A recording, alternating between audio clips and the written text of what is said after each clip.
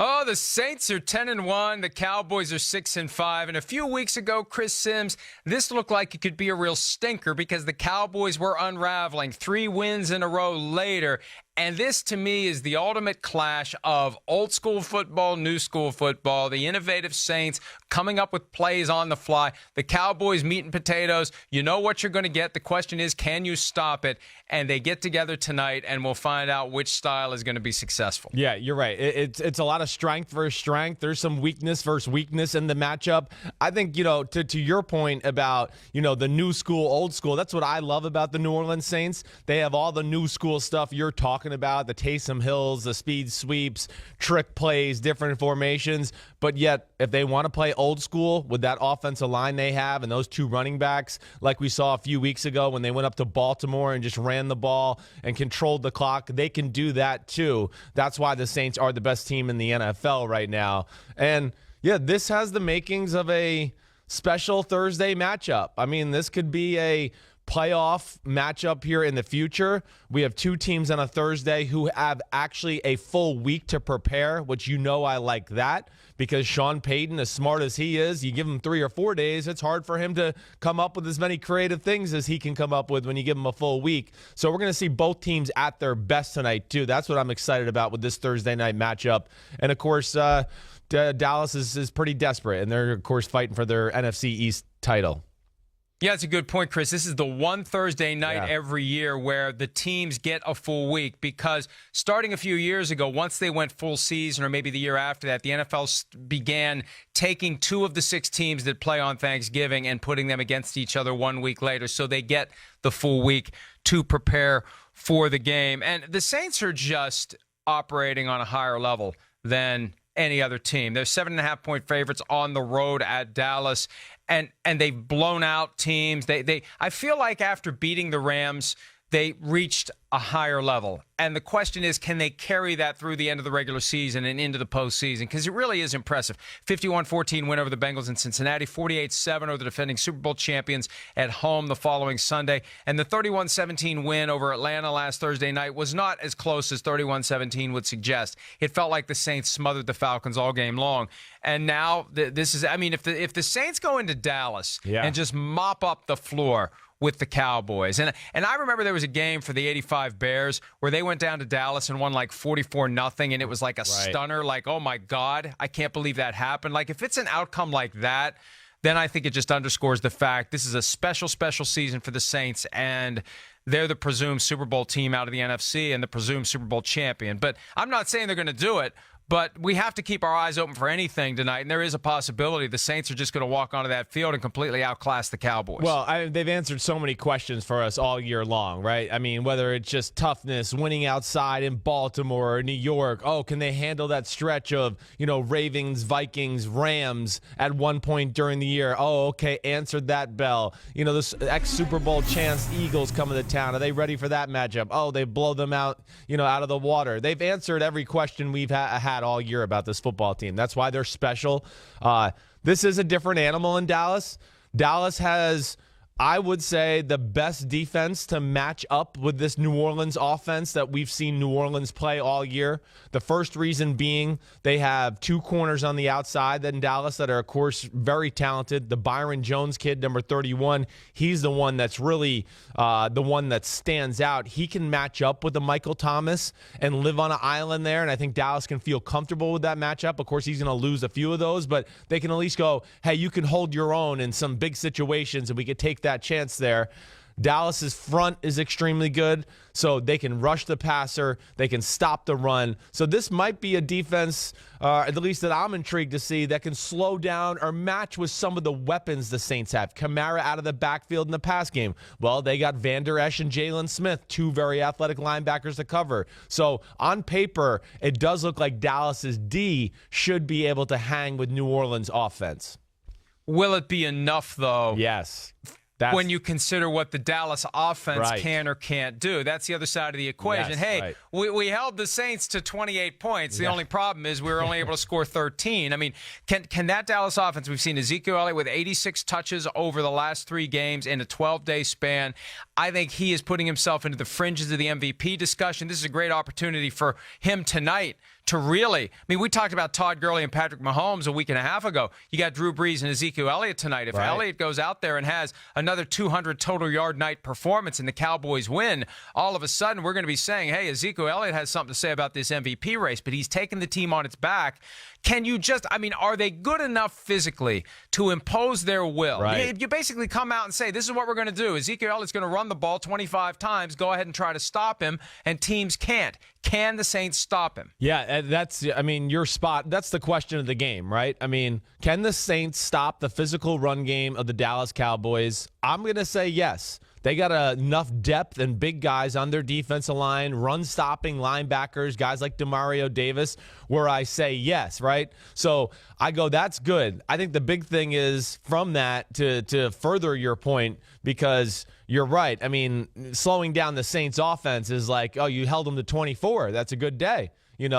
Can Dallas make enough plays in the pass game? Because there's weakness on weakness, really. If there's the weakness to the New Orleans Saints, it's still that secondary. Yeah, it stopped some of the bleeding here as of late, but Dallas has found its stride in the pass game with Amari Cooper a little bit. New Orleans will take some chances and play man-to-man and let a Marshawn Lattimore or Eli Apple on an island against Amari Cooper. We've seen Amari Cooper, what he can do in one-on-one coverage on Thanksgiving. He's really found his stride once again back in Dallas and is playing awesome football. So that, going back to the point, is really the million-dollar question of the game for me. Can Dallas's pass offense just do enough to get first downs and keep them on the field and make a few plays here and there to where New Orleans can back away from the line of scrimmage a little bit, and then they can still kind of pound the rock in the run game? That's where I see it. But, that's the key. The Dallas pass game is fueled by the ability to run. And when you look at what the Saints have done this year, they're giving up 3.6 yards per attempt. That's tied with the Bears for the best in the NFL. And they allow a total, the Saints do, of 73.2 yards on the ground per game. It really is, we've been saying this for a few weeks now. You get a feeling in the first 5 to 10 minutes of a Cowboys game whether or not they're going to have a chance, whether or not their style is going to work.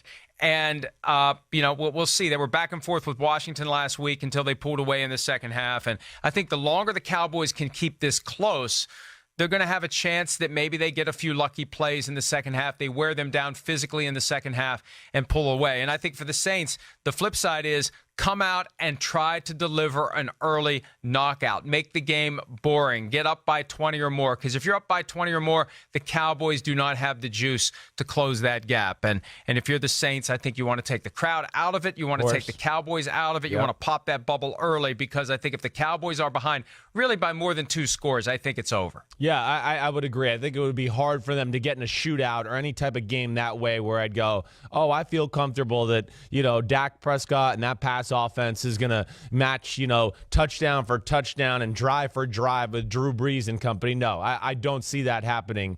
I guess the big thing is for Dallas overall, their offense, yes, it's limited. It's about one-on-one plays. Will they come up with a few creative wrinkles for Dak Prescott to run the ball that way? That's what I'm going to be interested to see, too, because I just think some of the status quo run plays, too, with the depth and how well the front seven is coached for the New Orleans Saints. So you're not just going to be able to smash it straight forward. You talked about, like, the emotion of the game there and New Orleans wanting to get up. And of course, you're right about that. I'll say this, Dallas is an emotion team. And we've already heard this week, right, that Jerry Jones wants his team to play like a Super Bowl champ. That's really one of the keys I look at for the game, too. Can New Orleans weather the early storm of emotion from the Dallas Cowboys, right? We've seen Dallas on Monday night a few weeks ago against the Tennessee Titans, where they ended up only being up 3-0. But if you remember, they missed a chip shot field goal. Dak Prescott threw an interception. They came out and really overwhelmed Tennessee at first. And we all went, wow, they should be up 17-0. And they're not. And they ended up losing. But that is the type of team they are. They're going to be foaming at the mouth tonight. They know this is a big test for them. They know who's coming into town. They got to win the NFCs. Their owner's on their butt. Their coach is kind of on the hot seat. And they're going to want to show that they're a Super Bowl caliber team. And can New Orleans stop that initial wave of motion and still be even in the game? If they are, they're going to win. But if they're down 10-0 early, then I go, ooh, this might be close throughout. I go back to that Eagles game where you thought the Eagles were going to overpower the Cowboys in prime time, and maybe to the point where Jason Garrett would get fired the next day. That was the first game where Ezekiel Elliott really did get through to his teammates. These are must-win scenarios, and they've done it for 3 straight weeks. And Elliott has showed the kind of leadership that a team that has underachieved needs in order to get the best possible performance. And this is the ultimate test so far. Now, it doesn't win anything for the Cowboys. They still have to fight to get to the postseason. But this is the validation of everything they've done the last 3 weeks. If they can go toe-to-toe with the Saints, and if they can find a way to outscore the Saints, then they really can view themselves as a team that can contend in the NFC, that maybe could go to L.A. and give the Rams all they could handle, that can play January football at a time when we see these high-powered offenses that may or may not translate to single elimination settings because you get knocked wobbly a little bit and all of a sudden you can't do what you've done, and that physical team knocks you in the mouth a few times and it's game over. So this will be a great litmus test, Chris. Yes, very the Dallas well said. Cowboys. Very well said. Good use of that word there. It really is. That's exactly what it is, though, for the Dallas Cowboys. And I think, you talked about just the start of that domination with the Philadelphia Eagles game and the run game. Again, I know you've heard me say this probably 5 times over the last 3 weeks, but I still will give credit to Mark Colombo, their new offensive line coach. I do think that he's added a little bit more creativity to their run game, and he seems to find, at least from my film study, like 1 or 2 formations or offensive run plays a week that kind of expose a run secondary a little bit. The Eagles game, it was, cutback lanes where the corner had to be responsible for the C or D gap in the run game, and he made sure they came back to there and got, okay, you want to make your corner in charge of that gap, let's have him tackle Ezekiel Elliott and see how it goes, and then Ezekiel would run by him for 15 or 20 yards. He's done a very good job in that and finding just little holes in team schemes as far as what's wrong in their run defense, and I think that's why we've seen a little more success from that department with Dallas lately. Hi, I'm Mike Tirico, and thanks for watching. Make sure to hit subscribe for the latest news and highlights from NBC Sports.